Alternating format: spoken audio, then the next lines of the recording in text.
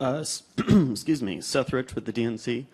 I think several of you have spoken about provisional ballots and rejected ballots. I guess we've looked at, as an outside practitioner with a vested interest in training our voters, how do we get better access to data that tells us why ballots are rejected, why ballots are cast as provisional, so that we can analyze that and then develop better training guides? Can one of the election officials speak to any work you've done with either the parties or other groups on that type of information? Yeah, so from Denver's perspective, one thing that we do, and we do this for sort of the parties or any candidates that are involved in any election, we have a secure FTP site, and we post basically who's voted and sort of the status. And so if they have a rejected ballot, whether it's signature discrepancy or unsigned ballot, or maybe they had an undeliverable ballot, all that data is posted daily during the election. And then we actually also proactively send out, because we have to notify the voters if there is some sort of issue with their mail ballot. We also give the parties and the campaigns the exact letter that we send to the voter, so then when they do their follow-up and they contact the voter, they have exactly the same wording that we send out, so there's not confusion.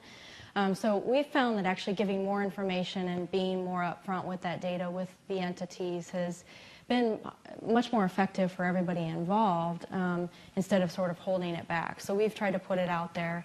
The provisional ballots have significantly declined in Colorado. I put up some data earlier that shows that. And most of the reason for that is the voter registration modernization that we did, where we eliminated the precinct registration deadline, and now have same-day registration. So we've really taken care of most of the reasons that voters would vote a provisional. The other reasons are because they didn't bring the ID and it's election day and they don't want to go get it, so they vote a provisional. Or maybe they moved into Colorado after the state residency requirement, so potentially they might vote one there.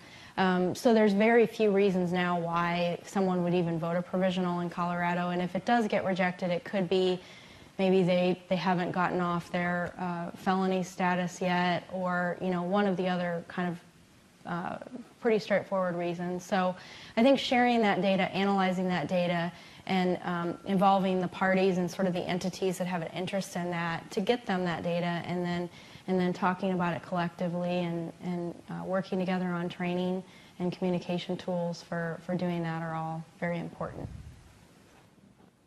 The only thing I would add is the key to that, our states need to have a statewide voter database so that we can code those. And I know in Utah, as we were transitioning through that, and pieces of that were missing because we hadn't fully understood how to utilize that. Not every county was inputting that the same way.